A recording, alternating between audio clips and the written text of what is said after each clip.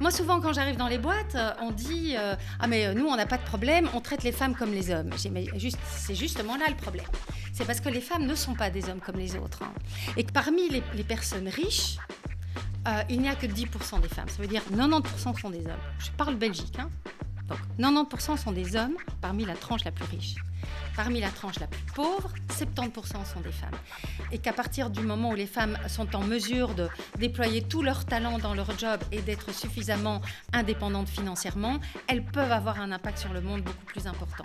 Quelle est la raison ? C'est parce que les humains n'ont pas envie de partager leurs privilèges. Ils n'ont pas envie, ils ont envie d'être dominants sur les autres. Hein. Et c'est ça, en fait, le cœur du féminisme, la vision politique du féminisme. Ce n'est pas vouloir que les femmes dominent les hommes, c'est vouloir faire fi de ces dominations, c'est vouloir une société de collaboration, de solidarité, de même dignité pour tous les individus, quelle que soit leur couleur, leur sexe. C'est ça, en fait, le féminisme. Mais ça, c'est changer profondément et nos schémas mentaux et tous les schémas qui sont en place dans le monde entier, en fait. Et je me permets de dire ça, tout ce qui est développement personnel, et Dieu sait si j'en ai fait, et ça peut être tout à fait utile, mais à un moment donné, ça te remet toute la responsabilité à toi qui est une victime du système. Et donc ça ne va pas. Alors bonjour Isabella. Bonjour Isabella Luigi. Lenarduzzi. C'est un vrai plaisir de te recevoir sur le podcast Positive Changemakers. Alors c'est le 4e d'une mini-série, on va dire, en collaboration avec Ashoka, une organisation internationale qui sélectionne et soutient des acteurs et des actrices du changement prometteurs. Alors tu en fais partie. Alors toi Isabella, ça fait plus de 20 ans que tu es l'une des ambassadrices infatigables, je pense, de l'égalité homme-femme en Belgique, mais également en France et ailleurs en Europe. Alors il y a 20 ans, après un premier parcours professionnel et personnel déjà très riche en apprentissage, on en parlera. Tu crées l'entreprise sociale Jump, Solutions for Equity at Work. Alors 7 ans après, donc en 2013, ça commence déjà à dater, tu es sélectionné par le réseau mondial Ashoka justement pour ta contribution à l'égalité homme-femme dans une économie qui se doit d'être réinventée. On verra si on l'a réinventée entre-temps ou pas. Mais avant de parler de Jump et de tout ce que cela implique, nos auditeurs ont l'habitude qu'on s'intéresse d'abord un petit peu à la personne derrière tous ces beaux projets. À toi Isabella, tu m'as dit en préparant ce podcast que tu étais née à Bruxelles, d'une famille d'immigrés italiens et que depuis toute petite, tu as toujours voulu changer le monde. Alors ma première question pour un peu te lancer, pour qu'on fasse connaissance, c'est qu'est-ce qui t'animait à vouloir absolument avoir de l'impact déjà toute petite, et comment est-ce que du coup la question de l'émancipation, je vais y arriver, des femmes est devenue finalement un combat très concret, très personnel? C'est une vaste question. Alors, comment se fait-il que je sois aussi intolérante à l'injustice, à tel point que si je ne m'en mêle pas, je ne suis pas bien? Eh bien, c'est probablement parce que mon père est un véritable modèle pour moi. Mon père a souffert je pense de toutes les discriminations possibles. Donc, il est arrivé avec sa maman pour suivre son beau-père. C'était en quelle année ? En 1946, je pense, hein, en Belgique. C'est ça, en Belgique. Donc, il avait 10-11 ans. Il vivait dans une énorme pauvreté avant de venir. C'est bien pour ça d'ailleurs que le père, son père est venu en tant que mineur de fonds pour essayer de faire survivre sa famille. Mais évidemment ici, ils ont été vraiment maltraités, mais en même temps, ils ont eu la possibilité de travailler et donc d'offrir un meilleur avenir aux enfants. Mais enfin, en attendant, les premières années étaient quand même juste épouvantables. Et donc, quand il était à l'école et qu'il ne parlait pas français, on le mettait dans le fond de la classe et on lui faisait faire des calculs parce que de toute façon, les Italiens étaient destinés à aller à la mine ou à aller dans la sidérurgie et qu'ils n'avaient pas besoin d'apprendre. Mais mon père, il avait envie d'apprendre. Et donc, il était demandeur et ça énervait les profs. Et souvent, il était renvoyé pour quelque part impertinence parce qu'il ne se laissait pas faire. Il ne se laissait pas faire non plus quand on était trop méprisant avec lui. Jusqu'au moment où un prêtre ouvrier a fait la rencontre de mon père et a vu que c'était quelqu'un d'un peu spécial. Et du coup, il a négocié avec un collège de jésuites, Bonne-Espérance pour ceux qui connaissent, qui est à l'époque était un très très bon collège de garçons. Et c'était où du coup? Vous étiez... C'était à Bain, je crois. Ah oui, ok. Mais ses parents étaient à Charleroi, à Jumet, je crois. En tout cas, à un moment donné, à Jumet. Et donc, il est allé là. Et là, évidemment, en fait, comme il ne pouvait pas payer, parce que ça coûtait quand même, comme il ne pouvait pas payer, il devait financer par son travail, donc pendant toutes les récréations, pendant les vacances, les week-ends, etc. Il bossait, il faisait la cuisine, il nettoyait les toilettes, il nettoyait tout.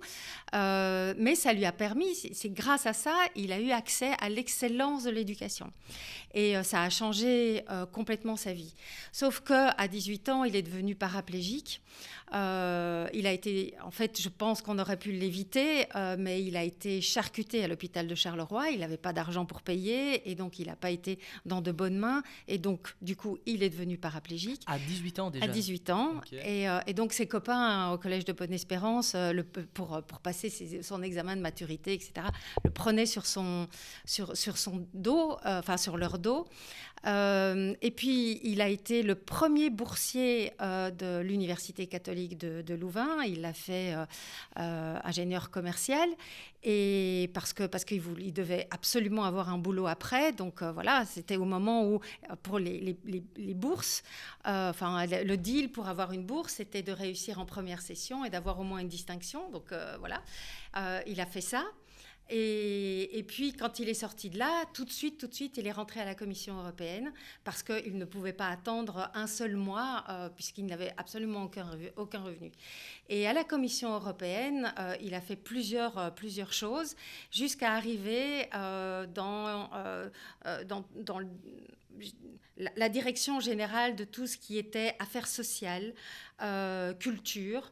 Et là, on lui a demandé de s'occuper d'un programme de formation professionnelle. Et là, mon père, en fait, c'est à partir de ce moment-là où il a une vision. Et sa vision, c'est le programme Erasmus. Et donc, il s'est battu pendant 10 ans pour pouvoir arriver à Erasmus.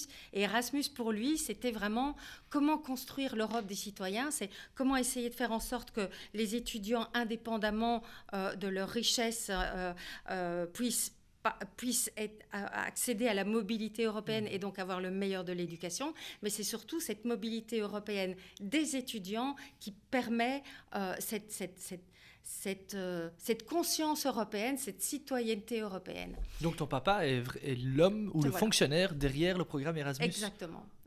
Bien sûr, évidemment, il n'a pas pu le faire tout seul. Et donc, il avait à ce moment-là un commissaire absolument formidable, le premier commissaire espagnol, qui sortait des prisons franquistes et donc qui était aussi fou que mon père. Parce que tous les autres à la commission, même Jacques Delors, n'y croyaient pas du tout et trouvaient que c'était trop ambitieux.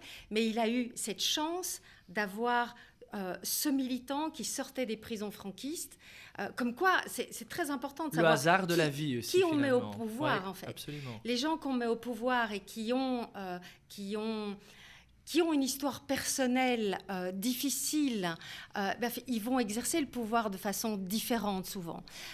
Et donc, voilà. Et du coup, ça, c'est ton papa. Mais donc, c'est passionnant donc, parce que tu me racontes... Oui, pardon, du coup, je parle de mon père et pas de moi. Mais du coup, ça montre que j'imagine que cette histoire a un impact très, très important sur ton enfance.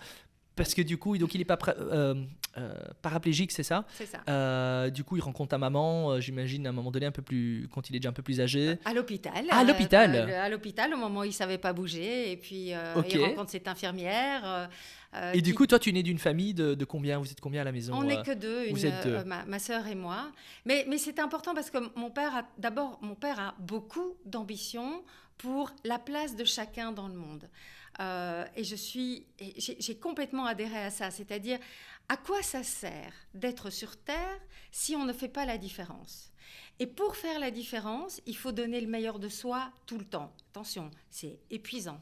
Mais c'est une espèce d'exigence par rapport à soi et par rapport aux autres.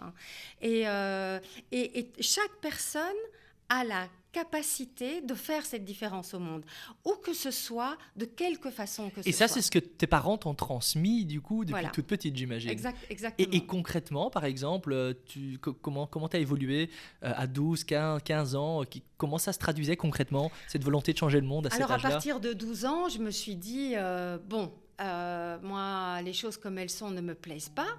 Du coup, il faut que je les change et j'ai commencé à me battre sur tout. C'est moi qui ai inventé, par exemple, la Amnesty International à l'école. Donc maintenant, il y a des sections dans les écoles où on vend les bougies. On est plusieurs pour écrire les lettres aux prisonniers politiques, etc., etc. Donc c'est moi qui ai créé ça. J'ai fait des jeunes pour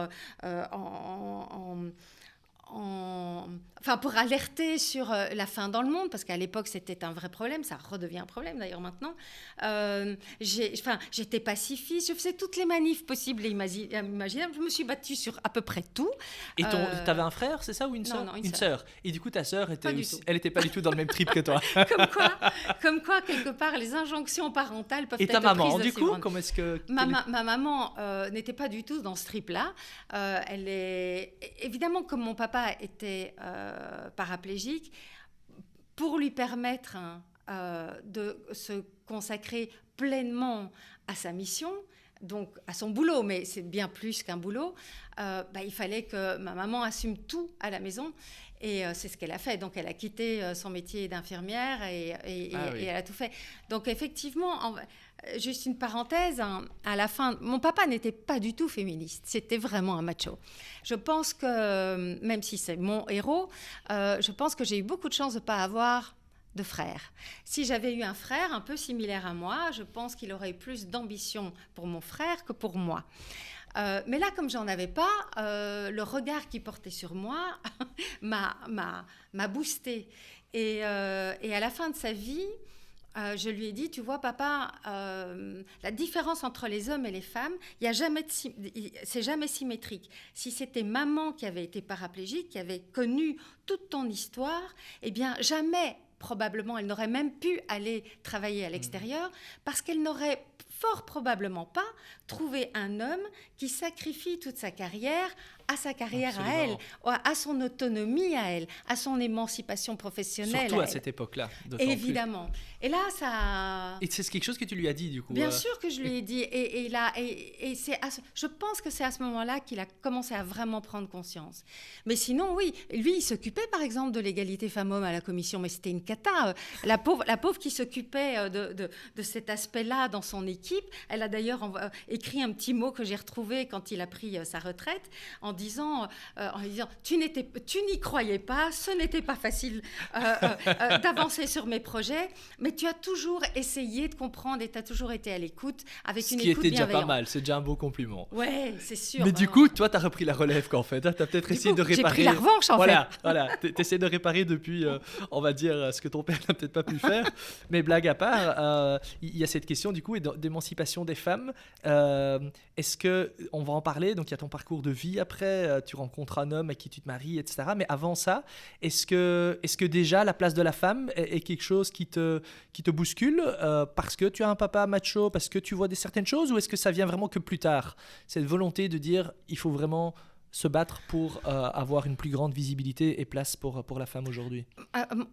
Moi, j'ai toujours été féministe, mais je pensais que j'étais féministe pour les autres, c'est-à-dire que je voyais celles qui n'avaient pas la même chance que moi, et que ce soit dans d'autres pays ou que ce soit dans notre pays à nous, et c'était pour elles en fait que je me battais. Je suis par exemple, pendant mes études, avec une amie d'origine turque et une amie d'origine marocaine, nous avons créé la première association de jeunes femmes issues de l'immigration pour les femmes issues de l'immigration, qui existe toujours à Saint-Josse, ça s'appelle la Voix des femmes.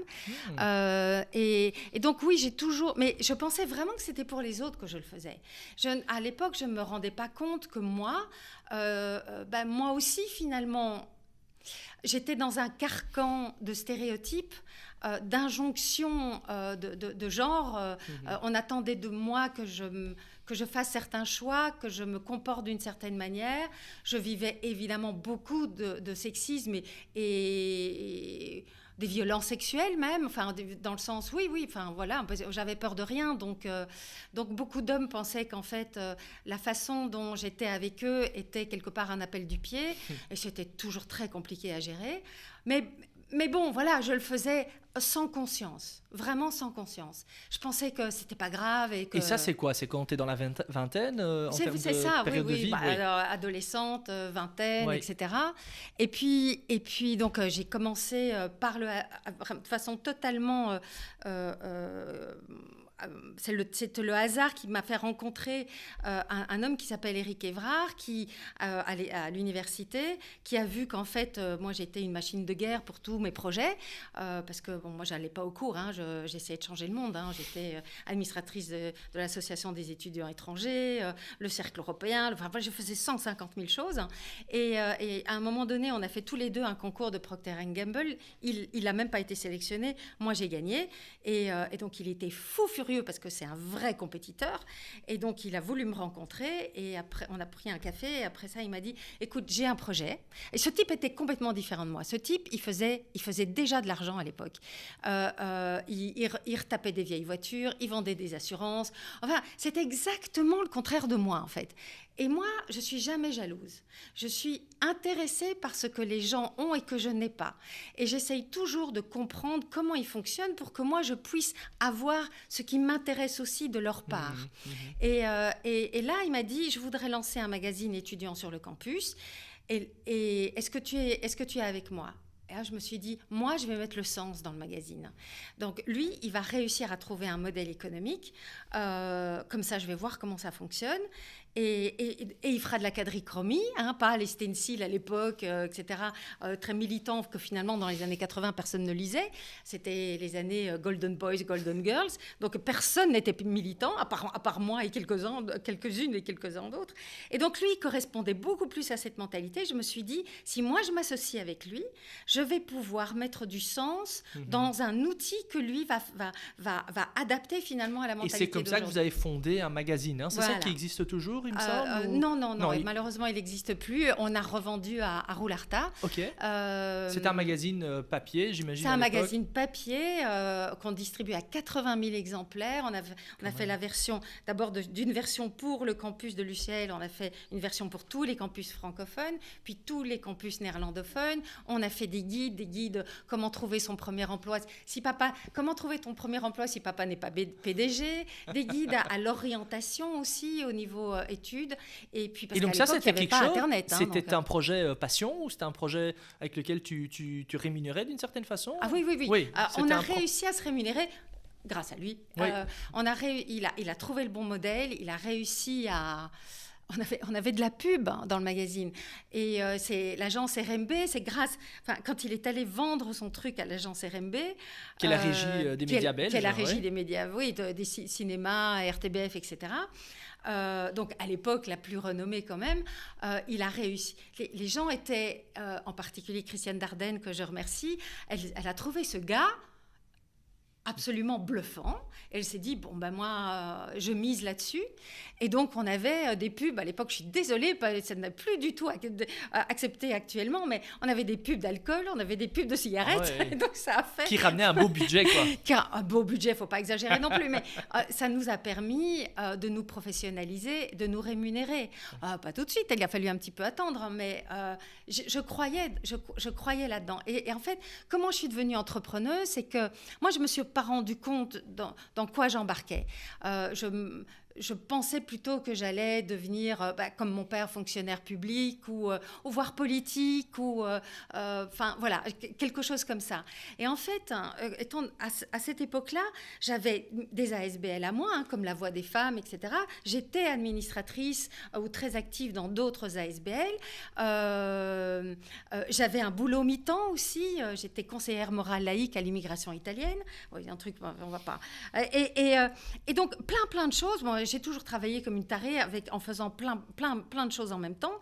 Et en fait, à un moment donné, je me suis arrêtée. J'ai dit, Isa, il faut que tu choisisses un moment. Sur quoi est-ce que tu vas mettre le plus d'énergie ? Et ma question tout de suite qui est venue, c'est où est-ce que tu as le plus d'impact ? Si tu dois travailler une journée dans un des jobs que tu fais, enfin un job ou mission ou engagement ou autre, que tu fais, où est-ce que ça a le plus d'impact sur les autres? Eh bien, la réponse m'est venue et j'étais la première étonnée, c'est en travaillant avec Éric Évrard, c'est en travaillant dans la boîte. Parce que on pouvait être ambitieux, qu'on avait un reach, une diffusion absolument incroyable. Grâce à ça, on était reconnus, on était écoutés, on était lus. Elle a duré combien de temps, du coup, cet engagement, cette période de magazine? On a lancé le premier magazine en février 86 et on a revendu en 94. Oui, donc quand même presque une dizaine d'années. Ouais. Et ensuite, du coup, si on avance un petit peu dans les expériences... Et puis puis après, donc, quand on a vendu, parce qu'on avait des salons, les salons de l'étudiant, les salons du recrutement, qu'on a vendu à une grosse boîte d'organisation de salons, et puis donc les magazines à Roularta, et puis on avait d'autres choses.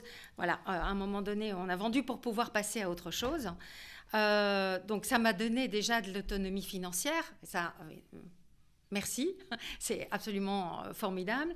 Et à ce moment-là, j'étais amoureuse d'un homme incroyable qui avait vraiment...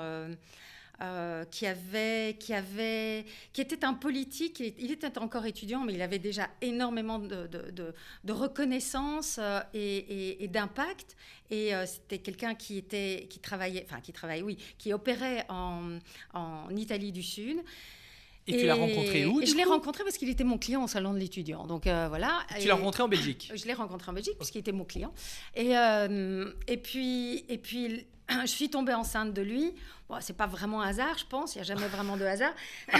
Mais c'était pas voulu. C'était pas conscient. Vous étiez encore jeune, quoi. Moi, j'avais 29 ans quand j'ai accouché. Donc, lui, un peu plus jeune. Et je me suis dit, j'ai vendu mes boîtes. Je vais m'exiler. Je vais m'expatrier en Italie du Sud. Un, parce que je vais voir comment on vit là-bas. Et deux, c'est son environnement à lui. Étant donné qu'il faisait de la politique, c'était très compliqué de le faire venir ici et de garantir son succès ici, comme il pouvait avoir une place importante là-bas. Et donc, moi, je sais où que tu me mettes, Luigi, je vais aller à Tombouctou, je vais aller à Bangkok, je vais aller à Madrid, je vais me réinventer, je vais trouver un truc. Donc, je me dis, pourquoi pas l'Italie du Sud. Et donc, voilà. Et donc, ça s'est fait très, très vite, et j'imagine. J'étais avec mon gamin là-bas, voilà. Et donc, j'ai vécu là-bas pendant 7 ans, j'ai fait 2 enfants. Mais j'étais très malheureuse. 2 après le premier ou 2 au total? Non, 2 au total. 2 au total, okay. Un garçon et puis une fille. Ouais. Et lui, il était engagé politiquement au niveau local ou même plus national ou régional? Au départ, au niveau local. Et puis, au fur et à mesure, mais on n'était plus ensemble, il est devenu député national. Mais toi, tu étais à ce moment-là, du coup, femme au foyer? Pas du tout. Alors, lui, il a essayé que je sois femme au foyer, ce que je retrouvais quand même assez osé de sa part, parce que il était tombé amoureux de moi parce que j'étais très particulière, que justement j'avais fait tout ça. Et puis une fois que j'arrive là, avec mon bébé sous le bras, il veut que quelque part j'assume tout, quelque part pour son succès à lui. La vision très traditionnelle de l'homme de l'Italie du Sud. Sauf que ça, vraiment, on n'en avait pas parlé avant. Et moi, j'étais tellement pas consciente que je n'avais pas forcé ce dialogue avant, cette conversation avant. Je pensais qu'à partir du moment où on tombe amoureux de moi, on tombe amoureux de moi pour qui je suis. Et donc, on ne va pas me couper les ailes. Mais non, en fait. Et donc, là, ça a été vraiment pour moi... Avec la vente de nos sociétés, donc on était 3, 2 hommes et moi comme femme. Déjà, j'avais senti un vrai traitement différent entre eux, par les membres du nouveau conseil d'administration, qui n'étaient que des hommes, et la façon dont on me traitait moi. Quelque part, on me voyait comme étant une espèce de faux-folle qui s'agite dans tous les sens. Heureusement qu'elle est là parce qu'elle fait du chiffre, mais en même temps, elle a des drôles d'idées de responsabilité sociétale. Surtout à l'époque, j'imagine que c'était un peu avant-gardiste. Exactement. Et moi, j'allais pas jouer au golf avec eux le week-end. Moi, je militais le week-end. Et donc, on me prenait comme étant utile, mais pas indispensable. Tandis que les 2 autres étaient considérés comme indispensables. Et ça a été super douloureux pour moi. Et là, c'est la première fois où je me suis dit, waouh, si toutes mes amies qui sont dans des cadres économiques dans leur vie professionnelle comme ceux-là doivent traverser ce genre de choses, c'est vraiment... C'est tellement dur, en fait. Comment est-ce qu'on fait pour résister ? Et ça, pour bien comprendre, donc quand tu es en Italie, tu déménages, tu habites avec ton mari dans le sud, c'est ça, près de donc Naples, après, donc là, je te parle que quand on a vendu avec Eric. Et donc là, déjà, ça a été ma première prise de conscience. Et la deuxième c'est que j'ai choisi un mari avec qui je n'ai pas du tout discuté de comment on allait faire pour être couple et autonomes tous les deux et émancipés professionnellement tous les deux. Je n'ai pas du tout pensé à ça. Et je me suis retrouvée dans un cadre complètement archaïque où la place des femmes, c'est... En fait, j'ai vraiment ressenti ça. C'est en Italie du Sud, à l'époque, mais je pense que c'est globalement encore ça n'a pas dû changer beaucoup, probablement. Malheureusement pas. Tu es la femme de quelqu'un, la fille de quelqu'un, ou à la fin de ta vie, peut-être la mère de quelqu'un. Mais en tant que personne, en fait, tu n'existes pas vraiment. Et ça a été une déflagration pour moi. Et en plus, j'avais un homme à la maison, le père de mes enfants, et pourtant, Dieu sait si on s'aimait, mais qui voulait que j'occupe une place à son service et au service de mes enfants. Alors que toi, tu faisais quoi ? Tu travaillais quand même à ce moment-là ou tu essayais Alors que moi, j'ai d'abord essayé, et c'est une bonne question, je me suis dit, ce qui est dingue, je me suis dit, il a peut-être raison en fait. Peut-être qu'une femme ne peut pas tout avoir en même temps. Et donc, j'ai essayé de me mettre dans ce moule. Ça n'a pas duré longtemps, parce que j'étais super malheureuse. Et en fait, pendant peut-être les 6 mois, c'est plus très clair dans ma tête, mais peut-être que ça a duré 6 mois, j'étais probablement pas une bonne épouse et j'étais certainement pas une bonne mère pour mon fils parce qu'en fait je sais pas faire ça moi, je sais pas rester dans mes 4 murs, j'adore aller chez l'épicier, commencer à faire des petits plats et jouer avec mon gamin un peu, etc. Mais à un moment donné, tu as envie de passer à autre chose. Mais moi, je peux pas, en fait. Je peux pas me limiter à ça. Moi, j'ai tellement d'ambition pour le monde. C'est pas pour moi, mais pour le monde. Il faut que ça bouge, il faut que je sois dans des situations compliquées. Enfin, voilà. Et donc, tu te retrouves dans une situation assez conflictuelle, j'imagine, avec ton mari. Exactement, complètement conflictuelle. Qui mène à un moment donné à une donc, séparation. Donc, on se sert de ma boîte, on fait une filiale là-bas dans ma boîte, de ma boîte à Bruxelles, on fait une filiale là. Et là, je recommence à travailler, surtout sur les financements européens pour les écoles, etc., etc. Enfin, je fais plein de choses, lui, il en fait d'autres, mais on travaille quelque part ensemble dans la même structure. Et puis, à un moment donné, quand c'est tellement difficile de bosser ensemble, que j'accepte de devenir directrice adjointe de la Cité des Sciences à Naples. Et là, c'était un tout autre environnement, beaucoup moins provincial que là où j'étais, parce que j'étais à Salerno. Mais donc là, ton mari accepte que tu prennes quand même un job à responsabilité. Il n'avait pas le choix. Tu ne lui as pas laissé le choix. Je ne lui ai pas laissé le choix, mais c'était... C'est le début de la fin, du coup, là, à ce moment-là ? Ouais, c'était le début de la fin, c'était depuis toujours, en fait. Et j'ai tout fait pour que ça marche. Mais à un moment de... Et alors, oui, si je peux me permettre de raconter ça. J'étais tellement malheureuse, je pleurais beaucoup parce que j'étais vraiment maltraitée. Et parce que je ne trouvais plus ma place. En fait, j'étais obligée d'être quelqu'un d'autre, de m'oublier. Et je me disais, mais comment est-ce possible que moi, qui ai vendu mes boîtes, qui fait la couverture du Trends, qui suis tellement reconnue, comment est-ce que c'est possible que je tombe dans un schéma aussi traditionnel que ça ? Comment est-ce possible que j'ai choisi ce gars ? Comment est-ce possible que j'ai accepté ce qu'il m'a demandé ? Comment est-ce possible que j'ai essayé ? Comment est-ce possible que je sois aussi malheureuse ? Et là, j'ai eu une conscience en disant, OK, ça va servir à quelque chose. Parce que si moi, je traverse un truc pareil, c'est pour que je comprenne quelque chose. Parce que, pour dire la vérité, j'étais tellement forte que j'étais relativement intolérante vis-à-vis de la faiblesse. Et en particulier des femmes que je trouvais quand même pas suffisamment courageuses d'abandonner vite leur carrière, de se consacrer uniquement à la famille, etc. J'étais un peu... je jugeais un peu trop rapidement. Et donc, j'ai dû me ramasser de la vie un bon coup de bâton sur la figure pour me rendre compte que moi, la première, j'étais dans un carcan comme ça et que donc, il fallait que je comprenne qu'il y avait quelque chose qui se jouait, qui était bien au-delà d'Isabelle Lalénarduzzi avec lui. C'était quelque chose qui était systémique, en fait. Je me retrouvais à la place des femmes, à ce que les femmes, en général, pouvaient subir. Et donc, pendant que j'étais malheureuse, là, je lisais beaucoup de bouquins de développement personnel en me disant peut-être que je communique mal, peut-être que j'ai pas compris un truc, etc. Mais non, mais en fait, c'est complètement ridicule. Lui, il voulait juste contrôler, dominer. Quoi que je fasse, quel que soit le type de communication que j'ai, c'était incompatible. Ça ne pouvait pas changer. Et donc, je me permets de dire ça, tout ce qui est développement personnel, et Dieu sait si j'en ai fait, et ça peut être tout à fait utile, mais à un moment donné, ça te remet toute la responsabilité à toi, qui est une victime du système. Et donc, ça ne va pas. Et donc, c'est à ce moment-là que j'ai commencé à lire beaucoup de bouquins de féministes, etc. Et là, ça m'a... Là, j'ai compris en fait dans quoi j'étais, pourquoi j'avais choisi ça.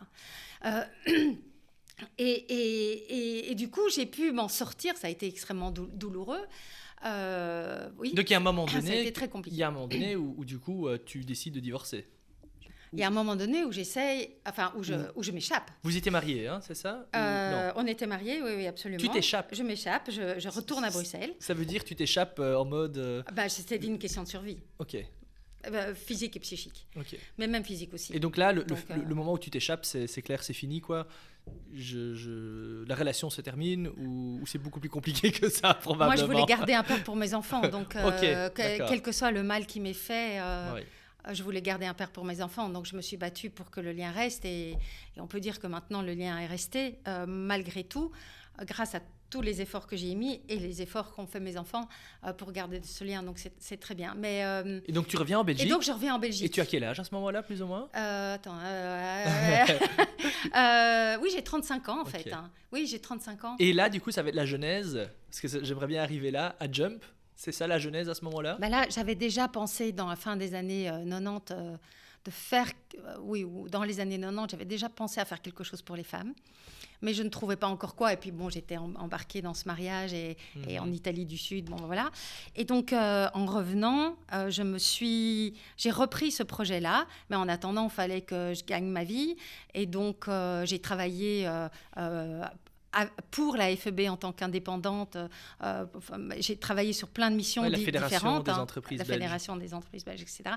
Et j'ai créé les Job Days avec la Chambre de commerce, enfin pour la Chambre de commerce, donc qui depuis s'appelle Bessie. Enfin, j'ai contribué à plein de choses, des choses dans l'entrepreneuriat, des choses dans l'économie, et puis sur l'emploi. Ça, c'était vraiment mon dada, c'était l'emploi. Et à un moment donné, donc en 2005, parce que justement j'ai rencontré un autre homme qui se met complètement...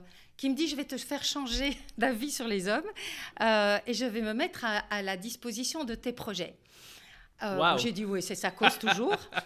Je n'y croyais pas. Et puis en fait, oui, c'est vrai. C'est un beau produit d'appel en tout cas. C'est un très exactement. C'était irrésistible quelque part. Oui.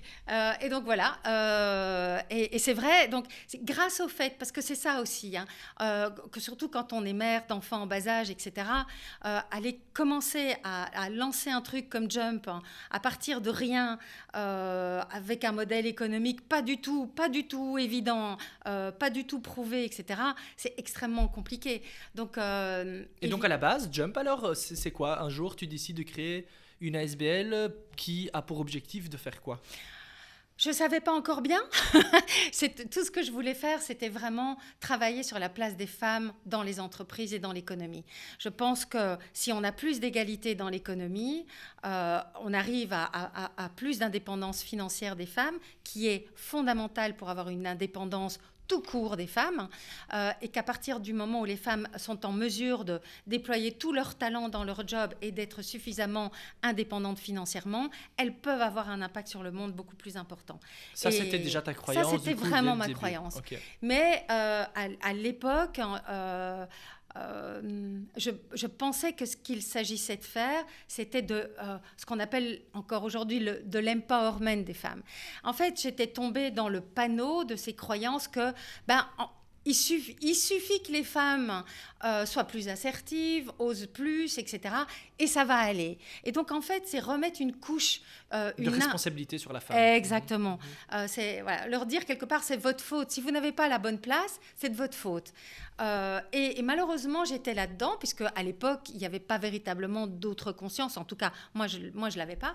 Et puis, au fur et à mesure que je faisais... Donc, j'ai fait des gros événements qui se sont appelés les Jump Forums, où j'avais plusieurs centaines de femmes, quelques hommes aussi, qui venaient. Et C'était des forums d'inspiration, du coup? C'était des forums d'inspiration. Des gens qui venaient parler? Exactement. Ouais, okay. C'était vraiment se rassembler entre énormément de femmes, se prendre conscience de notre place dans la société et ressortir avec d'abord une sororité et des outils pour être mieux avec soi-même et au sein de sa vie professionnelle.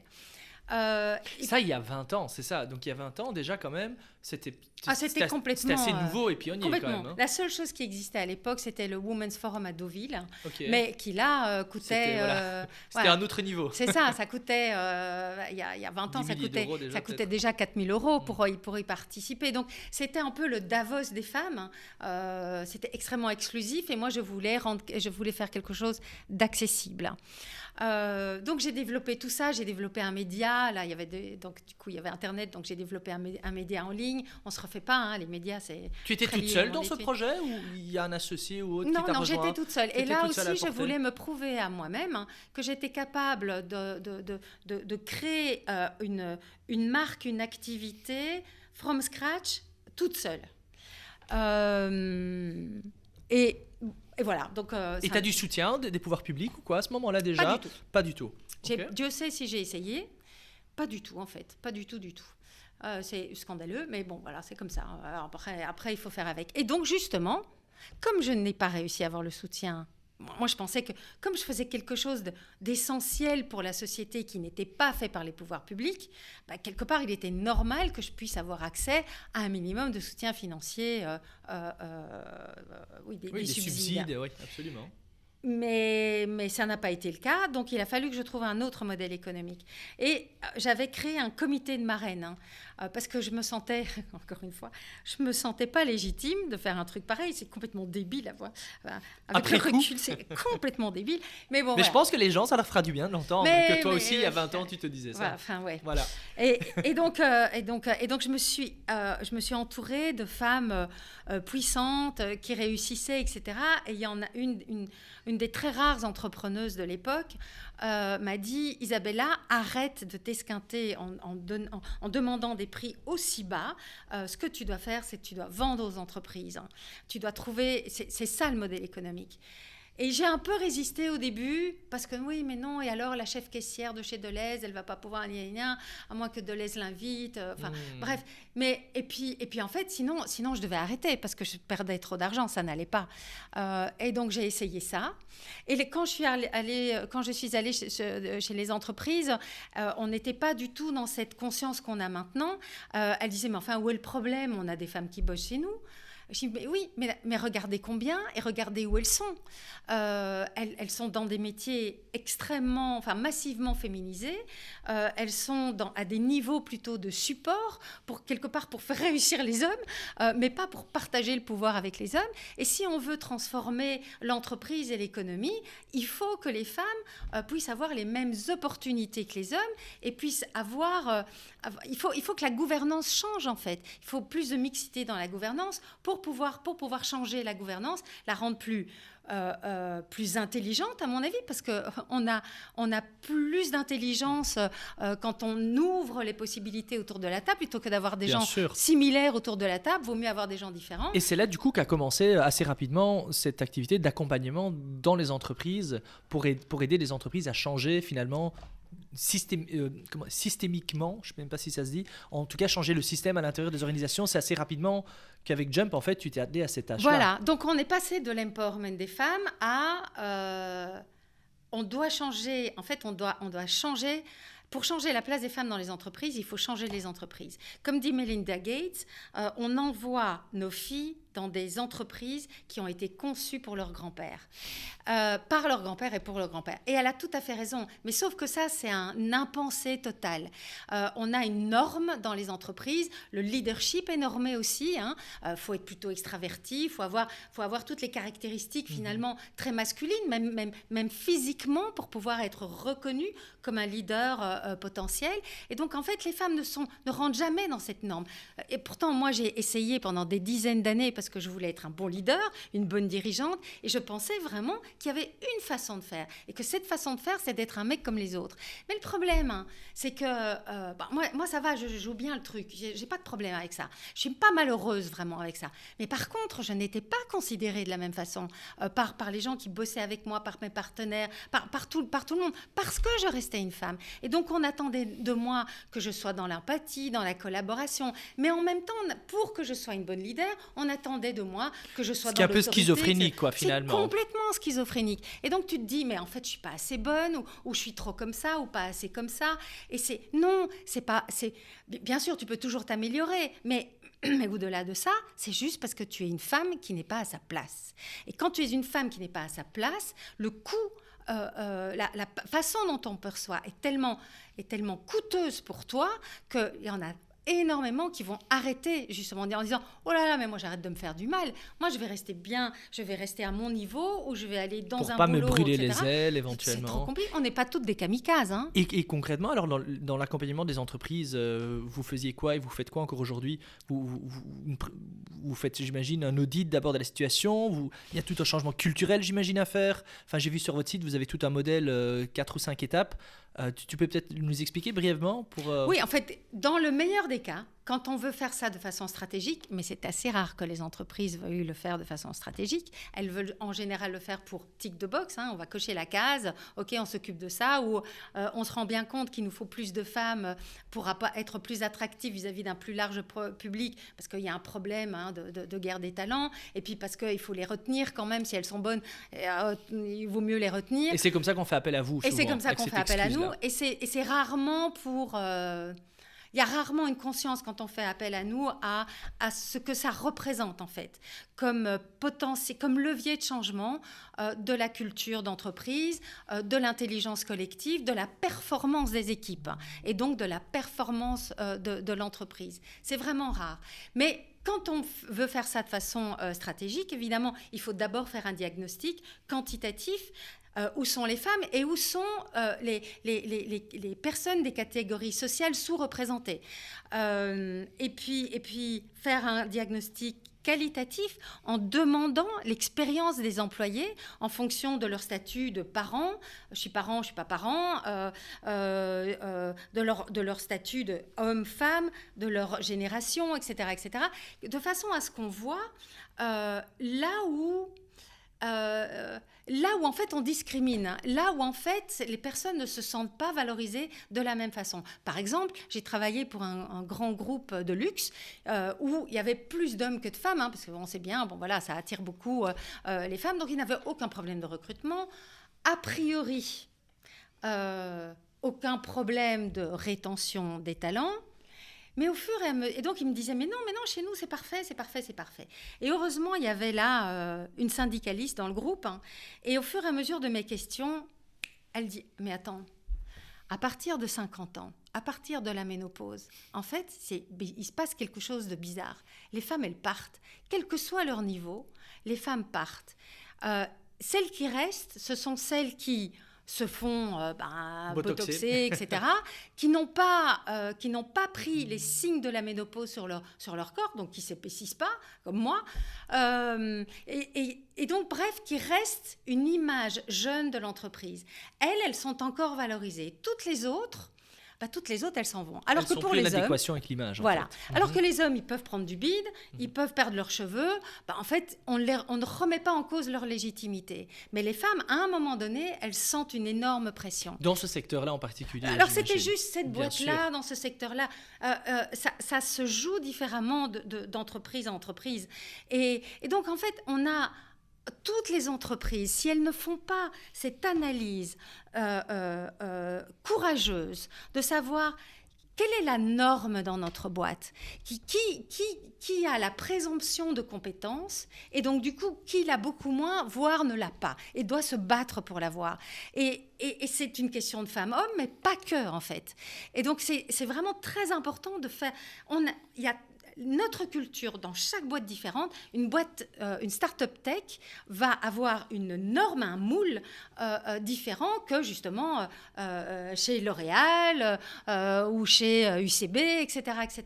Ce sont des moules différents, mais toutes les boîtes ont un moule en fait. Et il faut comprendre qui rentre dans ce moule et qui rentre beaucoup plus difficilement dans ce moule. Et à partir de là, alors, il faut mettre des choses en place pour agrandir le moule ou le... Il faut rendre en fait, il faut le casser le moule. Parce que si on veut avoir les plus belles intelligences, les plus belles compétences, et si on veut surtout que tous ces gens donnent le meilleur de soi, parce qu'ils se sentent respectés, qu'ils se sentent recevoir la même dignité que tous les autres. Hein. C'est comme ça qu'on donne le meilleur de soi. Sinon, on ne le donne pas, évidemment. Si on veut ça, si on veut améliorer la performance de sa boîte, si on veut améliorer la responsabilité de sa boîte, si on veut améliorer l'inclusion du coût de sa boîte, eh bien, il est fondamental de mettre en place des objectifs quantitatifs et des objectifs qualitatif. Et pour y arriver, il faut tout un plan d'action, avec des formations, avec la révision des process de recrutement. Parce que si on n'inclut pas consciemment, on exclut inconsciemment. La plupart des gens ne se rendent pas compte que les process d'évaluation ou de recrutement, ils sont complètement biaisés. Même si ce sont des femmes dans les RH, si elles n'ont pas, avec la direction, parce que ça reste toujours la direction qui est responsable, si la direction ne va pas faire cet autodiagnostic de la culture de l'entreprise, de toutes ces règles non écrites, alors automatiquement les process vont refléter ça. Et on va toujours vouloir les mêmes. C'est vraiment un travail de fond, c'est l'ADN de l'entreprise. Et quid de la place de l'homme dans tout ça, dans les entreprises justement? Quel rôle est-ce que vous leur octroyez ou comment tu vois ça toi-même? Parce que par exemple, excuse-moi, peut-être juste cet exemple d'une entreprise de luxe ou des entreprises comme L'Oréal, etc. Effectivement, il y a probablement beaucoup plus de femmes que d'hommes. Je me pose peut-être naïvement la question aussi en tant qu'homme, est-ce que peut-être c'est un problème peut-être aussi justement que les hommes ne veuillent pas aller dans ces boîtes ou ne se sentent pas prêts à y aller. Attention. Oui, même dans les boîtes de luxe, je veux dire, la tête des boîtes de luxe, sont les hommes. Regarde Bernard Arnault, etc., ce sont que des hommes. Bien sûr. Voilà. Mais comment est-ce que les hommes et les femmes... Ce sont que des hommes et dans quelle place est-ce qu'ils occupent ensemble dans les comités de direction des boîtes de luxe qui ne vendent quasiment qu'aux femmes, mais si elles n'ont pas cette démarche d'inclusion et de mixité, tu ne vas avoir dans le comité de direction que des hommes. La mixité femmes-hommes dans les postes de décision n'arrive que quand il y a une démarche volontaire et stratégique. Ça, c'est sûr. Même dans les boîtes où on ne vend que aux femmes. Ce qui est dingue. C'est aberrant. C'est complètement aberrant, mais c'est une réalité. Et la place des hommes, mais en fait, la place des hommes, elle est fondamentale. C'est pas aux femmes à changer la culture. Les femmes sont des outsiders. Les femmes ne font pas partie de la norme dans la plupart des entreprises. Et donc, ce sont les gens qui font partie de la majorité, qui font partie du groupe dominant, qui sont dans la norme, qui doivent changer la norme. Sinon, elle ne changera jamais. Sinon, les femmes vont aller... finalement se heurter, merci pour le mot, vont aller se heurter à un mur d'inconscience. Moi, souvent, quand j'arrive dans les boîtes, on dit mais nous, on n'a pas de problème, on traite les femmes comme les hommes. C'est justement là le problème. C'est parce que les femmes ne sont pas des hommes comme les autres. Hein. Et que vous ne vous rendez pas compte, en fait, que pour avoir l'inclusion, pour tendre vers l'égalité, il faut utiliser des mesures d'équité. C'est-à-dire avoir des objectifs, c'est-à-dire mesurer ce qui se passe, c'est-à-dire avoir des plans d'action. Et c'est en faisant ça, je dis souvent en anglais, a workplace that works for women works for everyone. Quand les femmes représentant 52% de la population, 60% des diplômés universitaires dans nos pays, ça veut dire qu'elles font pas partie de la diversité. Elles sont la majorité. Et à partir du moment où on met en place des processus qui leur permettent d'avoir le même accès aux opportunités, pas des trucs favorisés, c'est pas de la discrimination positive, ce sont des actions positives. Et donc, à partir du moment où on met ça en place, elle change, c'est un tellement fort levier qu'elle change la culture de l'entreprise. C'est pas mon papa en chaise roulante qui a changé la culture de la Commission européenne, même s'il a créé Erasmus. Il était tout seul. C'est le seul directeur général qui jamais a été handicapé et qui est sorti de l'immigration. Mais il était tout seul. C'est pas lui il a fait des choses magnifiques qu'il n'aurait jamais pu faire d'ailleurs s'il avait été femme. Mais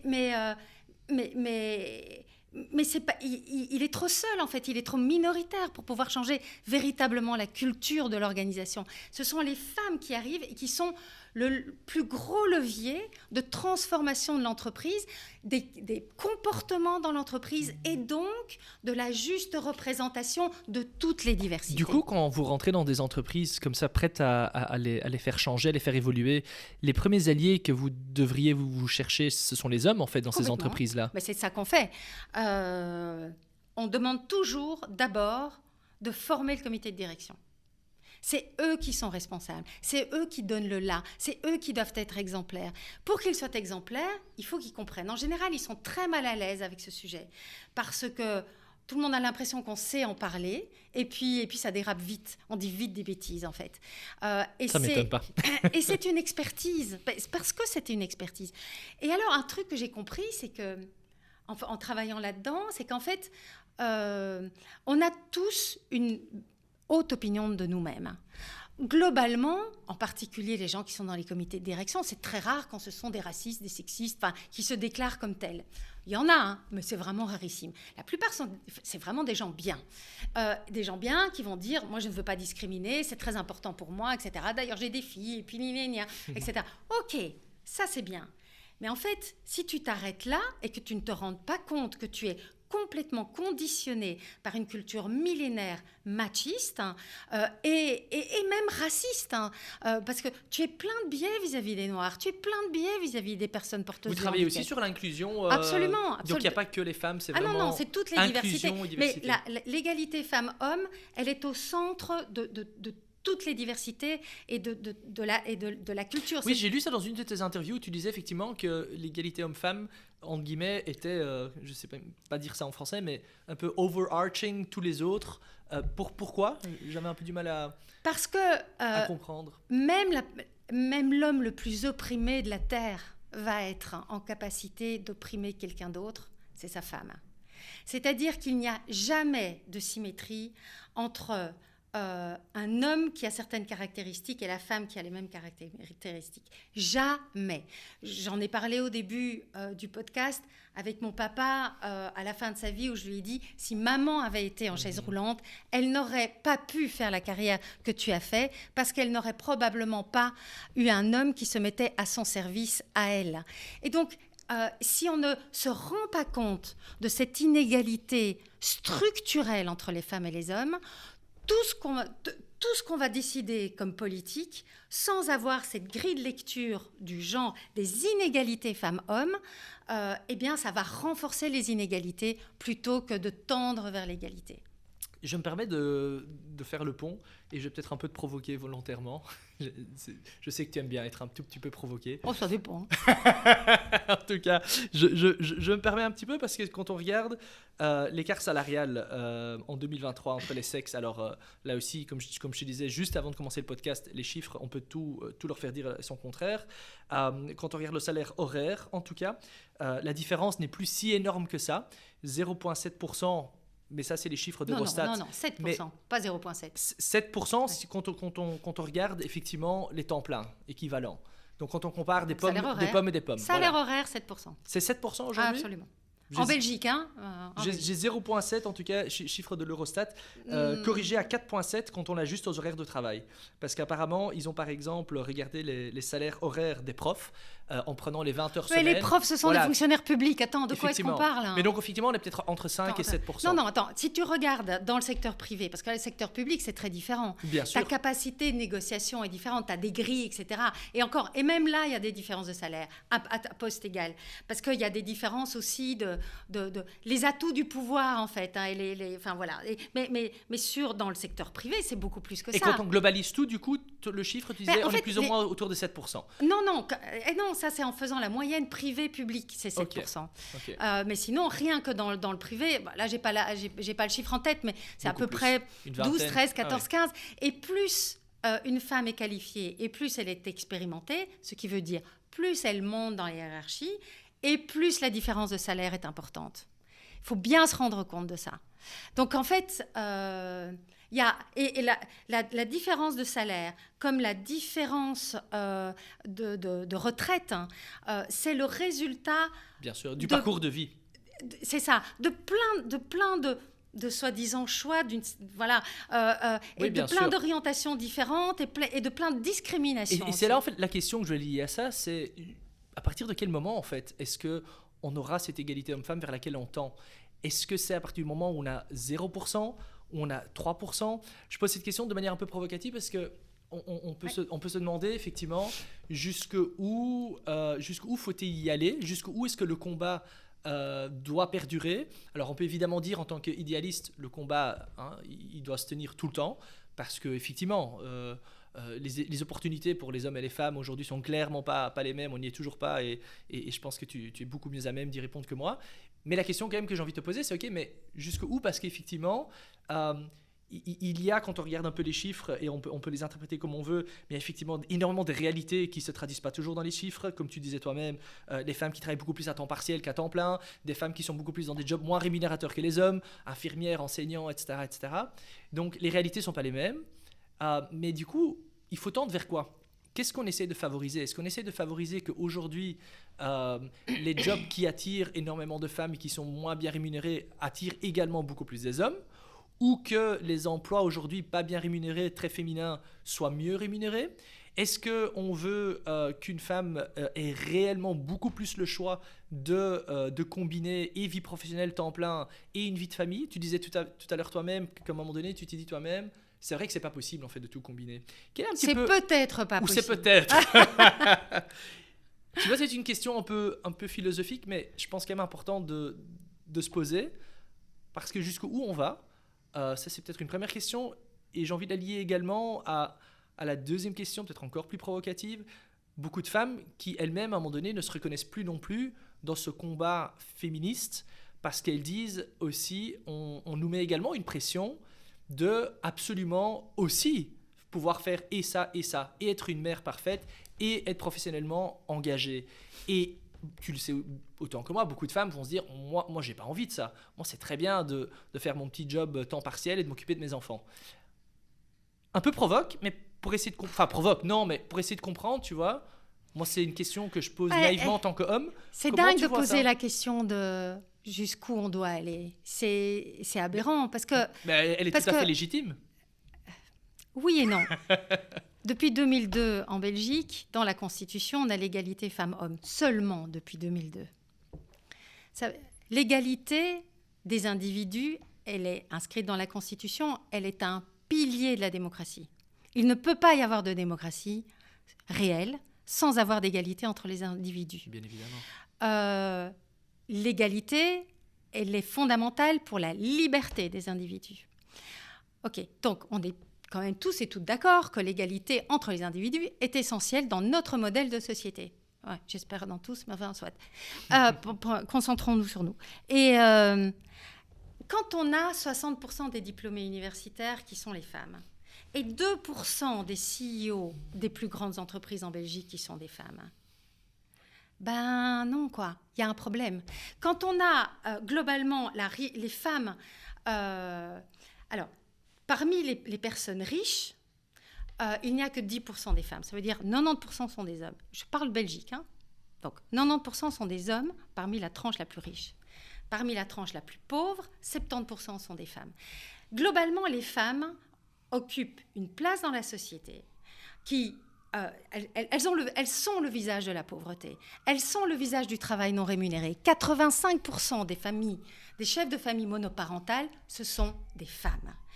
Un tiers des pères qui doivent payer des allocations à leurs enfants ne le font pas. Un tiers.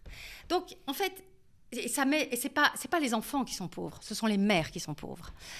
Toujours, sauf qu'on n'ose jamais le dire, comme si c'était tabou. Les violences sur les femmes. Les femmes traversent de la discrimination, du sexisme plus ou moins subtil depuis toute petite, pendant tout le long de leur vie, jusqu'à des choses épouvantables. 1 sur 3 au boulot est harcelée sexuellement. 1 sur 5 va être agressée sexuellement, etc. etc. Oui, ça a un impact sur la façon dont tu te considères et sur ta présence au monde. Ça a un impact fondamental. Donc, il faut vraiment se rendre compte de ça. Après, évidemment, pour les hommes comme pour les femmes, aller à l'encontre de ce qu'on attend de toi, parce que tu es une femme ou parce que tu es un homme, ça représente un coût. Si tu t'arrêtes de travailler pour t'occuper de tes enfants, les premiers à te poser des questions, ça va être, même si ta femme te soutient, elle trouve ça formidable, etc., mais déjà tes copains en disant... oh là là là là là là, ouais, mais ta femme, elle va vite te tromper, tu vas plus avoir la même virilité, c'est quoi ta place dans la famille, c'est quoi ta place dans le couple, oh là là là. D'abord, c'est tes copains. Et puis, c'est souvent ta famille aussi, en disant, sérieusement, ça veut dire que c'est plus toi le breadwinner, c'est plus toi le gagne-pain, c'est ta femme, et tu acceptes qu'elle gagne tellement plus d'argent que toi, et parce que tu vas remettre en cause un pattern, un rôle traditionnel. Les femmes, c'est la même chose. Et on n'est pas tous extrêmement courageux, on n'est pas tous des kamikazes, tous et toutes. Et donc, il est compréhensible que la plupart des gens n'ont pas envie de se faire mal et s'adaptent aux cases qu'on leur donne, en fait. Ce n'est pas parce qu'il y a des gens qui s'adaptent aux cases que ça invalide le fait qu'il y en a plein qui ne s'adaptent pas et qu'il faut l'égalité, qu'il faut donner les opportunités aux femmes et aux hommes. Si toi, tu as envie de rester à la maison, c'est super, quoi, que tu puisses le faire sans être critiqué. Et si une femme a de l'ambition pour elle, pour le monde, etc., formidable. Sans besoin d'être critiquée non plus. Voilà, qu'on la soutienne, etc., sans la ramener tout le temps à ce syndrome d'incompétent. Mais est-ce qu'elle a vraiment tout ce qu'il faut ? Et la pauvre, elle a 4 enfants, ces pauvres enfants, comment est-ce qu'ils font, etc. Alors qu'on ne se pose absolument pas la question quand il y a un père qui travaille et qui a 4 enfants. Bref. Donc, ce n'est pas parce qu'il y a des femmes et des hommes qui s'accommodent du moule que le moule est juste, de 1. De 2, pour l'égalité, jusqu'où on va. Voilà, on est 60% des diplômés universitaires. On aura l'égalité à partir du moment où on aura 60% des responsables, des dirigeants qui sont des femmes. Est-ce que ça, c'est une bonne mesure à prendre ? Parce que... il y a plein de femmes qui font des études universitaires et qui, effectivement, après, pour choix personnel certaines... On revient au truc. Oui, on revient à ce que je viens de clôturer.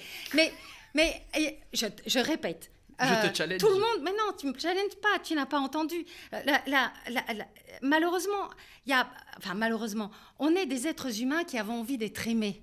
Et quand on va... contre les stéréotypes, contre ce qu'on attend de nous, il y a un coût à payer. Et tout le monde n'a pas envie de payer ce coût. C'est difficile. Faire ce que je fais devant toi, Luigi, c'est compliqué. Parce que, tu vois, tu me ramènes tout le temps plein de choses, etc. Oui, mais les femmes, machin, etc. Je fais ça toute la journée, quoi. Ce serait beaucoup plus facile qu'on discute, je sais pas moi, de placement financier, de comment est-ce qu'on utilise l'intelligence artificielle. De ce qu'on mange ce midi, tout à fait. Moi, je suis au cœur de la domination, tu comprends ? Et c'est super subversif.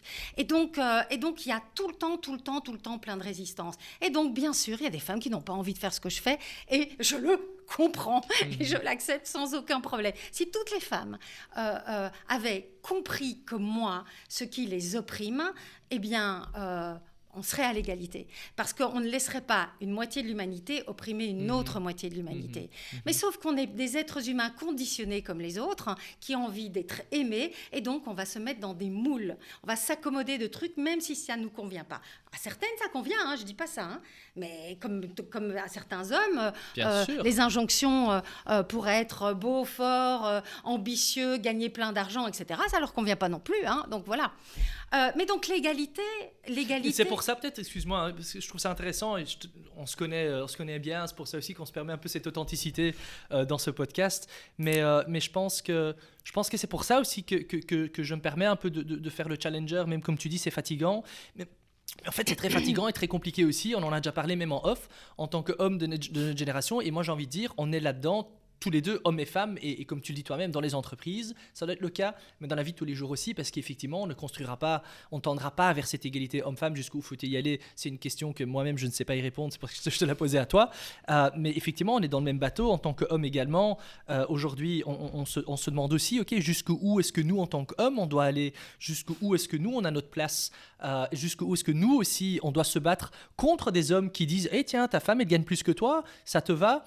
Je veux dire, on est aujourd'hui, je trouve, dans un combat, et je pense que c'est grâce à des femmes comme toi qu'aujourd'hui, ça c'est ma vision, on a shifté le problème qui pesait que sur les femmes, et aujourd'hui, elle pèse sur les deux. Et ça, je pense peut-être aussi que des fois, on ne se rend pas assez compte que ça pèse aussi sur les hommes de la nouvelle génération qui n'ont pas contribué à ce système machiste. Prenons l'esclavage, Luigi. Alors on va faire un podcast de 3 heures. Je veux dire, prenons l'esclavage. Mais tu vois juste mon point. Si ce n'était pas des hommes blancs élus au Parlement, parce qu'à l'époque, il n'y avait pas de femmes, évidemment, soi-disant le suffrage universel, sauf que ça oubliait la moitié de la population. Bref. Donc, si les hommes blancs n'avaient pas décidé de libérer les hommes et les femmes noires de l'esclavagisme... on serait toujours là, évidemment. Quelles que soient les révoltes des Noirs, quelque part, les révoltes sont essentielles, attention, ils ont été une partie fondamentale de ce processus, bien sûr, mais à la fin, ce sont les personnes qui sont au pouvoir qui décident de changer, de shifter en fait, de changer leur mentalité. Et c'est comme ça qu'on évolue. Si vous, les hommes, qui donc êtes détenteurs de pouvoir, vous constituez la norme. Si vous ne changez pas, ça ne va pas changer. Et donc, vous avez une responsabilité plus importante que nous. Alors qu'on met toujours tout sur le dos des femmes, et vous devez faire ça, et vous devez revendiquer ceci, etc. Mais bon sang, mais reconnaissez vos privilèges. Vos privilèges, toi, Luigi, en tant qu'homme, et en tant que blanc, et en tant que, et en tant que personne valide, etc. Ça, c'est une approche très importante. Il faut que chaque personne se rende compte de ses privilèges. On a tous, moi aussi, des privilèges vis-à-vis de plein d'autres. Si je veux être l'allié de ceux et de celles qui ont moins de privilèges que moi, je dois reconnaître les miens. Et je dois faire attention tout le temps à ces privilèges. Et oui, ça me met une pression. Oui, parce que je dis encore des bêtises, je me comporte encore de façon discriminante, parce que j'ai pas encore tout compris, parce que j'ai pas encore tout déconstruit, parce que, oui, mais tu sais quoi, ça nous fait des meilleurs êtres humains. Absolument. Et vous avez, et par exemple, si je peux me permettre, moi en tant que féministe, on me traite de radicale, quand tout va bien, extrémiste, en fait, je perds en sexiness quand je suis féministe. Enfin, je suis féministe, donc je perds en sexiness. Ça, c'est toi qui le dis. Non, mais je le sais. C'est ce qu'on te dit. Mais bon, c'est pas grave, c'est comme ça. Mais toi, demain, tu sors d'ici, tu te dis féministe. Aïe, aïe, aïe, tu gagnes en sexiness. Donc, en fait, toi, tu portes beaucoup plus facilement en fait ces sujets que les femmes. Les femmes, on a toujours l'impression qu'elles vont en fait travailler pour elles-mêmes et pour leur catégorie, tandis que les hommes, eux, ils sont légitimes pour à peu près tout et n'importe quoi. Absolument. Et donc, c'est pour ça qu'on doit être vos meilleurs alliés et même leaders. Vous devez être les premiers. Vous devez être absolument, vous devez être les premiers. Sauf que quand on fait des événements, des formations, des podcasts, etc., sur les inégalités femmes-hommes, qui écoute, qui lit, qui vient aux événements? Les femmes. Les femmes. Mm-hmm. Même quand on leur dit c'est pour les hommes, il n'y a que des femmes. Les hommes ne se sentent pas concernés. Alors c'est facile de dire « Oh, c'est dur, la pression, et tu te rends compte, notre position, etc. » Non, je te rejoins là-dessus. Allez, c'est bon, Je quoi. te rejoins là-dessus, mais la réponse, comment faire, ça, je ne sais pas. Mais je pense, simplement, peut-être pour terminer là-dessus, c'est un travail de longue haleine, et ça aussi, dans d'autres forums, on a déjà pu l'entendre, simplement que, peut-être juste, voilà, la génération, effectivement, qui est au pouvoir, comme tu dis, c'est leur responsabilité, mais ceux qui sont au pouvoir aujourd'hui en 2025, soyons honnêtes, voilà, la plupart, ils ont au minimum 50, 60 ans, certains. C'est pas ceux qui ont 35 ans comme moi, même si on y arrive. Et je pense, moi, en tout cas, en tant qu'homme, je suis optimiste que on sera des meilleurs alliés, probablement, de par ce progrès, je l'espère. Luigi, mais tu me contrediras. Malheureusement, tu te mets le doigt dans l'œil. Aïe. C'est un mythe absolu. En particulier, depuis 2-3 ans, toutes les enquêtes sur le sexisme qui sont faites auprès des femmes et auprès des hommes, alors on va prendre avec des panels très représentatifs, c'est fait en France et c'est fait en Allemagne, ils n'ont jamais vu un phénomène comme celui-là. Les hommes, entre 18 et 25 ans, il y en a 1 sur 3 en Allemagne qui dit qu'il est légitime, qu'il lève la main sur sa compagne pour se faire respecter, 1 sur 4 en France. On n'a jamais vu ça dans les autres générations d'hommes, jamais. C'est-à-dire qu'en fait, il ne faut pas croire qu'il y a une pente naturelle vers l'égalité, qu'avec les nouvelles générations, ça va se mettre en place. Les hommes se radicalisent contre les femmes. Il y a bien sûr des poches d'hommes de plus en plus conscients, de plus en plus alliés, bien sûr, mais les jeunes se font bouffer par les influenceurs masculinistes, et c'est pas juste par rapport à la misogynie, c'est aussi se muscler, c'est aussi écraser les autres. Oui, il y a un retour à cet hominisme très très fort, effectivement. Complètement. Qui est probablement expliqué par une réaction aussi au mouvement féministe. Mais non, tu vois, c'est encore de notre faute. C'est pas ce que j'ai dit. Mais non, évidemment que c'est ça que tu dis. Non, pourquoi? Quelle est la raison? C'est parce que les humains n'ont pas envie de partager leurs privilèges. Ils n'ont pas envie, ils ont envie d'être dominants sur les autres. Et c'est ça, en fait, le cœur du féminisme, la vision politique du féminisme. Ce n'est pas vouloir que les femmes dominent les hommes, c'est vouloir faire fi de ces dominations, c'est vouloir une société de collaboration, de solidarité, de même dignité pour tous les individus, quelle que soit leur couleur, leur sexe. C'est ça, en fait, le féminisme. Mais ça, c'est changer profondément et nos schémas mentaux et tous les schémas qui sont en place dans le monde entier, en fait. Et donc, c'est pour ça qu'il y a une réaction, c'est pas à cause des femmes.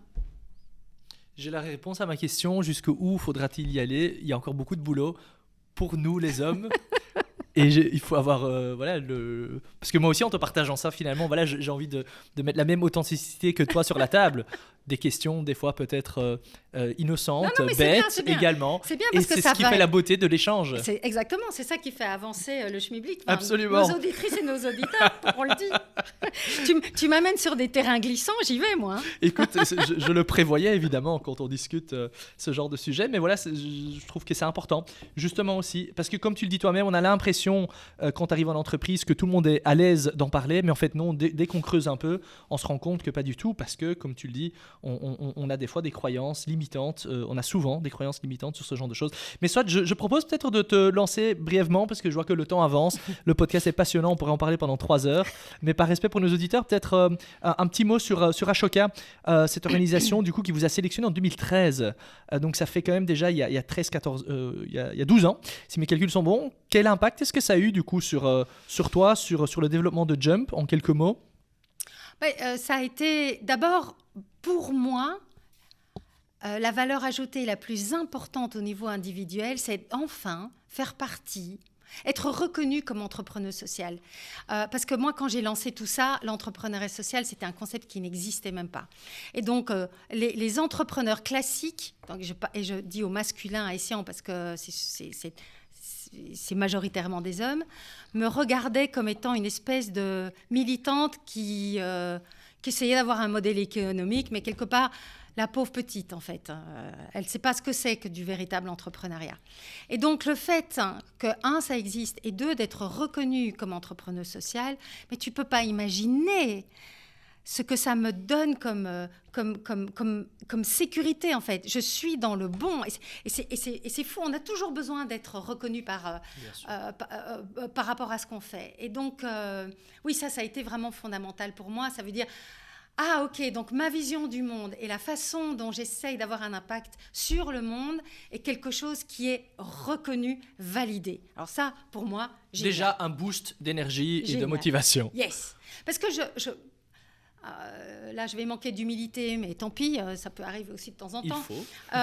Je pense que devenir Ashoka Fellow est la reconnaissance la plus haute pour les entrepreneurs sociaux. C'est vraiment, c'est la Légion d'honneur, quoi.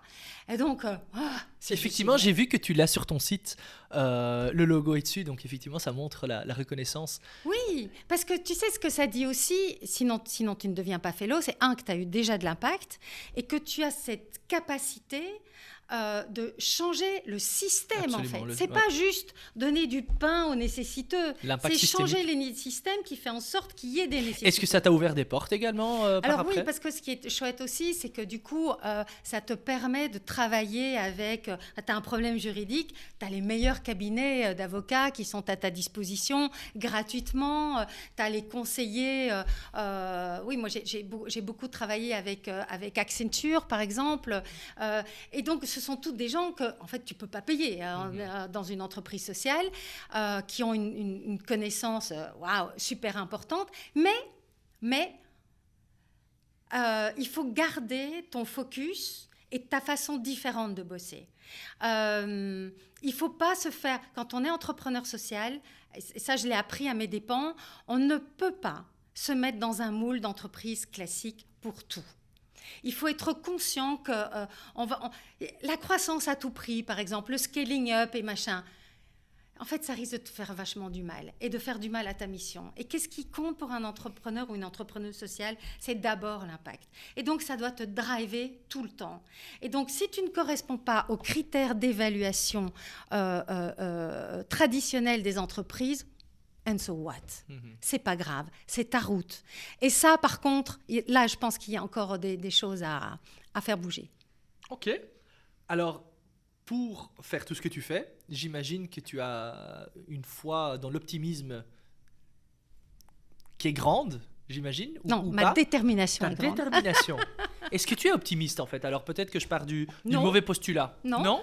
Tu te définirais comment? Je pense que je suis lucide. Je suis vachement lucide. Je suis tellement au cœur de tous les mécanismes d'inégalité que je suis extrêmement lucide.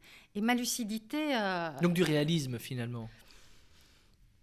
Oui, en fait, j'ai senti depuis des années que ça allait reculer.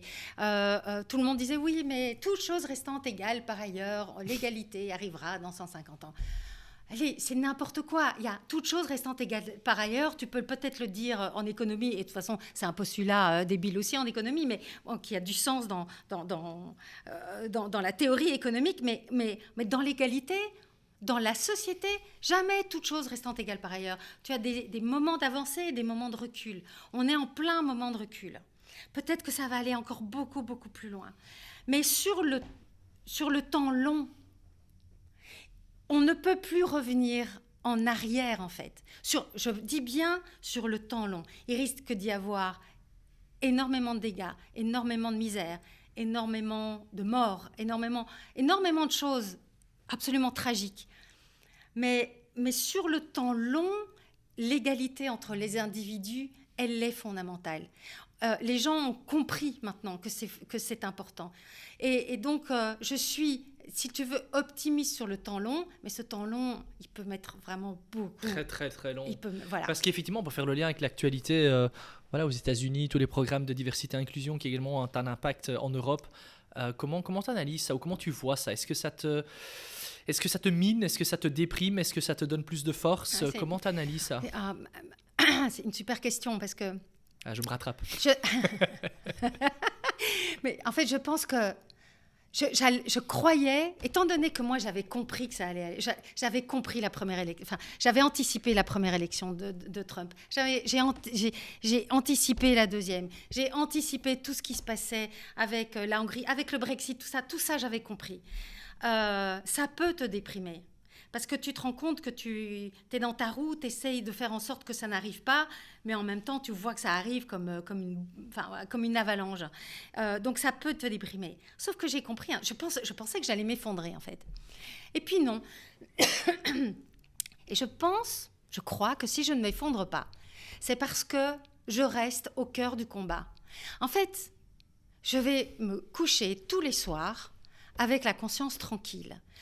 J'essaye, tant que je peux, de faire partie de la solution. Si demain, je dois être fusillée, si demain, on doit m'empêcher de travailler, ok, je suis prête. C'est comme ça. C'est tous les gens qui veulent changer les choses. C'est pas que je me prends non plus pour la révolutionnaire machin, mais tous les gens qui sont au cœur des inégalités, qui veulent changer le système, ils sont tous vulnérables. Mais il y a une espèce de paix en fait. Sérénité peut-être pas, mais de paix que tu dis, je suis à ma juste place. La plupart des humains, en particulier partout, dans le monde entier, ils sont pas à leur place, ils cherchent leur place, ils sont pas bien dans leur boulot, ils se demandent à quoi ça sert. Tous les burn-out, les dépressions, etc. On se rend compte qu'en fait, c'est pas le truc qu'il nous faut. Moi, j'ai la chance d'être à ma juste place. Et c'est tellement fort que j'ai manifestement inculqué ça à mes enfants aussi. Ma fille termine son doctorat sur les prisons. Sa passion, ce sont les prisons. Elle veut changer l'expérience carcérale. Mon fils est entrepreneur social sur l'environnement, sur la dépollution des cours d'eau et la dépollution en général dans le sud de l'Italie. Ils ont été biberonnés à l'impact social. Et ma plus belle récompense, Luigi, bien sûr. Mais vraiment ma plus belle récompense, et mon plus bel héritage, c'est d'avoir fait en sorte que mes enfants trouvent leur place dans la société. Et c'est super dur d'être comme eux et comme moi. Parce que c'est pas parce que tu es à ta place que c'est facile. C'est juste que ça te donne cette paix, en fait. Cette espèce de... comment est-ce qu'on peut dire d'émancipation Mais bordel, pardon, je ne devrais pas dire ça. Mais qu'est-ce que c'est compliqué. Parce que tu te bats contre le monde entier. C'est super compliqué. Mais c'est... Quelque part, c'est jouissif parce que un, tu as de l'impact, parce que deux, je rencontre un gars comme toi qui a envie de faire partie de la solution, qui va me demander toutes tes questions. Et qui va te fatiguer un petit peu. Qui va me fatiguer, certainement. Et comment je peux faire, en fait. Et donc, tu fais des alliances avec des gens... Waouh. Ça te donne de l'énergie. Ah, attends. Et les entreprises avec lesquelles je bosse, les personnes qui vont choisir Jump plutôt que d'aller choisir des Deloitte, des Randstad, etc., qui disent faire du D&I et qui n'ont pas compris et qui ne vont pas au fond de la structure de domination, ceux qui bossent avec moi deviennent quasiment tous des amis parce qu'on est dans le même combat, partage les mêmes valeurs et c'est magique en fait. Et qu'est-ce qui te ressource également quand justement c'est un peu plus compliqué? Tu parles des rencontres, des collaborations, mais est-ce qu'éventuellement, je sais pas moi, écouter de la musique, aller te promener, faire de la méditation, quels sont un petit peu comme ça quand même tes trucs où des fois tu as besoin, parce que je peux très bien comprendre, et je pense que beaucoup se reconnaîtront aussi dans ceux qui sont passés dans le podcast, de vouloir tout le temps changer les choses, tout le temps être... le podcast s'appelle Positive Changemaker, parce que je pense que les trois quarts sont positifs, optimistes à la base, mais c'est fatigant aussi d'être optimiste, idéaliste, de se battre, et donc il y a des moments, je pense que toi aussi, il y a des jours ou des soirs où voilà quoi. Oui. Qu'est-ce qui te ressource du coup à ce moment-là? Quels sont un petit peu Ma maison qui est pleine de couleurs, tellement colorée, tu peux même pas imaginer. Il y a du rose ou Non, oui, dans ma chambre, mais sinon, du vieux rose, mais sinon chaque pièce est différente. C'est un havre de paix pour toi quand tu reviens. Ma maison me ressemble, hein. Elle est à mon image et donc elle est apaisante, elle est ressourçante. Mon jardin, plein de couleurs aussi, avec des sculptures extrêmement colorées. Enfin bon, c'est vraiment très particulier. Jardiner également, c'est quelque chose Oui, là ça fait pas longtemps, mais oui, je jardine maintenant. Bon sang, qu'est-ce que ça prend comme temps, mais c'est super parce que tu vois le résultat et prendre mes enfants dans mes bras, faire des câlins monstrueux avec eux. Ils ont beau avoir 26 et 31 ans, on fait des gros câlins.